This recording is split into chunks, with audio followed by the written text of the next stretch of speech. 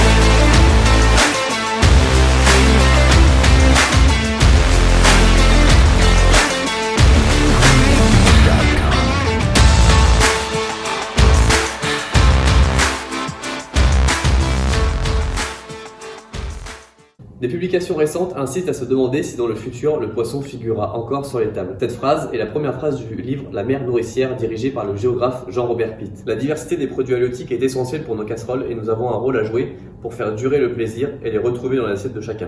Le poisson que j'ai décidé de travailler est le mulet noir. Il possède une taille maximale de 75 cm. La meilleure façon pour moi, pour une pêche durable qu'il soit pêché, est à l'aide d'un chalut pélagique.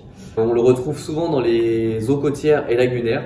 Le mulet a de nombreuses façons de transformation grâce à ses œufs qu'on peut retrouver d'ailleurs dans mes recettes. Le mulet est peu connu des cuisiniers et des mangeurs et mérite pourtant d'être valorisé car il offre une alternative durable aux espèces surexploitées telles que le bar. Pour les mollusques, j'ai choisi les coques. Elles sont élevées en milieu naturel.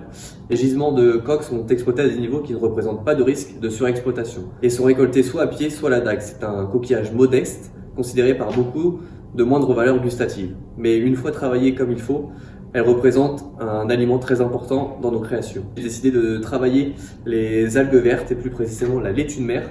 Je trouvais intéressant d'allier la laitue de mer au mulet puisque la laitue de mer fait partie de l'alimentation du mulet. J'ai eu la chance de voir les algues de très près puisque pour ma licence j'ai dû faire un mémoire sur la valorisation des algues alimentaires dans le milieu de la restauration. Je trouvais que c'était une algue fine et souple, très intéressante et qui se mariait très bien avec le mulet. On a la chance d'avoir au niveau de Finistère Nord et Finistère Sud une mer très abondante au niveau des algues et c'est un produit qui dans de nombreuses années encore nous permettront de trouver une solution à différents produits et que nous aurons en très grande quantité. Nous, professionnels de la restauration, sommes des maillons importants de la chaîne alimentaire et gastronomique. Nous devons être attentifs aux discours et imaginaires que nous véhiculons aux clients ainsi qu'aux générations futures.